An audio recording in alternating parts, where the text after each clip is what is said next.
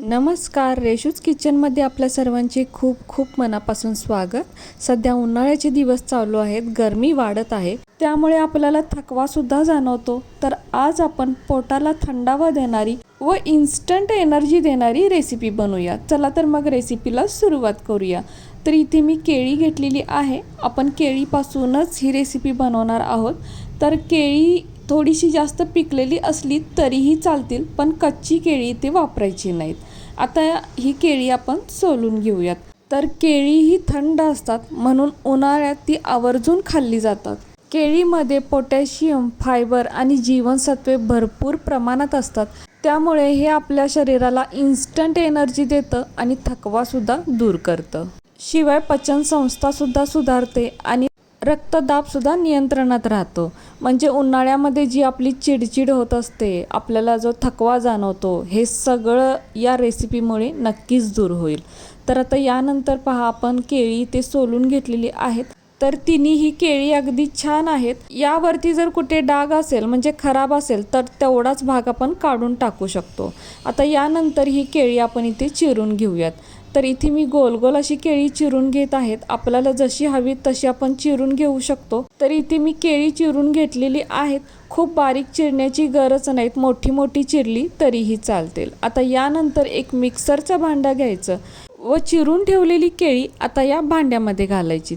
तर केळी आपल्याला मिक्सरलाच फिरवून घ्यायची आहेत, म्हणूनच म्हटलं होतं की जास्त बारीक चिरण्याची गरज नाही, मोठी मोठी जरी तुकडे केले केळीचे तरीही चालतील। आता यानंतर यामध्ये अर्धी वाटी गूळ घालायचा। तर 3 केळींसाठी अर्धी वाटी गूळ हे अगदी परफेक्ट प्रमाण आहे, किंवा आपल्या आवडीनुसार आपण हे प्रमाण कमी जास्त सुद्धा करू शकतो। तर इथे मी काळा गूळ वापरलेला आहे। आता यानंतर अर्धा चमचा वेलची पावडर घालायची। वेलची पावडर घालणं अगदी ऑप्शनल आहे, पण वेलची पावडरीने स्वाद खूप चांगला येतो आणि वेलचीसुद्धा आपल्या आरोग्यासाठी चांगली असते, म्हणून वेलची पावडर वापरलेली आहे। यानंतर इथे अर्धी वाटी दूध घालायचं। तर सुरुवातीलाच दूध जास्त नाही वापरायचं, फक्त अर्धी वाटीच घालायचं आणि हे दूध शक्यतो थंड असावं, म्हणजे मिक्सरला केळी काळी पडत नाहीत। जर आपल्याकडे थंड दूध नसेल किंवा थंड दूध वापरायचंच नसेल, तर आपण नॉर्मल टेम्परेचरचं म्हणजे उकळून थंड केलेलं दूधसुद्धा आपण वापरू शकतो, पण यामध्ये त्यासोबतच बर्फाचे खडेसुद्धा टाकायचे। आता यावरती झाकण ठेवून ही आपण मिक्सरला फिरवून घेऊयात। तर इथे मी मिक्सरला फिरवून घेतलेला आहे, अगदी मिनिटसुद्धा लागला नाही आणि बघू शकताय किती मस्त हा इथे बनाना शेक तयार झालेला आहे।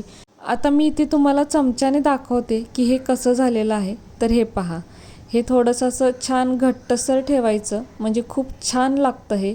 आता हा चमचा आपण बाजूला ठेवूयात। जर आपल्याला हे इतकं घट्ट नको असेल, तर यामध्ये आपण दूधसुद्धा वाढवू शकतो आणि याचा कलर पहा, काय मस्त कलर आलेला आहे।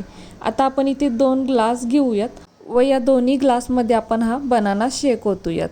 तर खूप छान असा कलर आलेला आहे याचा, बघू शकताय। इथे काळा गूळ वापरल्यामुळे याला खूप छान कलर आलेला आहे। शिवाय काळा गूळ आपल्या आरोग्यासाठी चांगला सुद्धा आहे, म्हणून शक्यतो काळ्या गुळाचा वापर करावा, म्हणजे कलर आणि पौष्टिकता दोन्हीसुद्धा या रेसिपीला अगदी छान येते।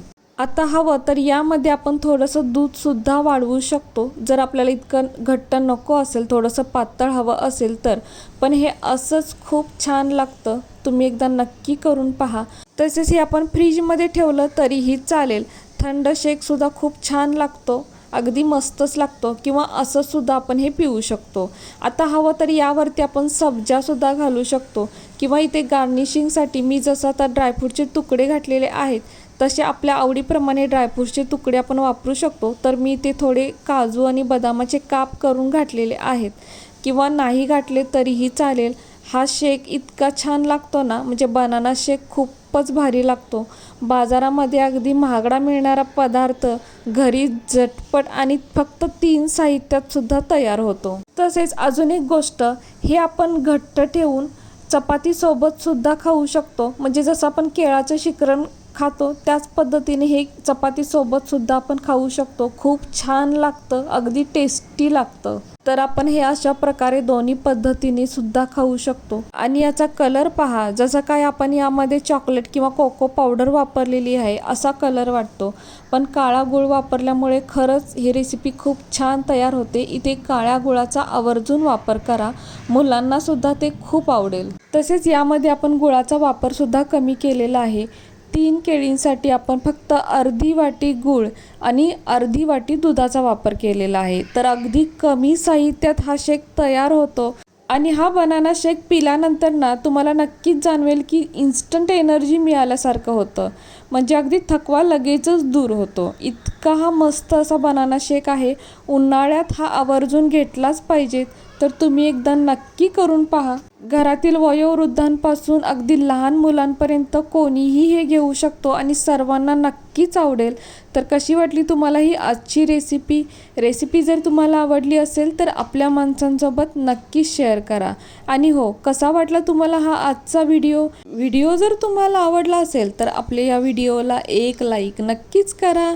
नवीन असाल तर चॅनलला सबस्क्राईब करा, सोबत बेल आयकॉन प्रेस करा, म्हणजेच मी बनवलेले असेच नवनवीन व्हिडिओ सर्वात आधी तुम्हाला मिळतील. आता पुन्हा भेटू अशाच एका नवीन व्हिडिओसोबत.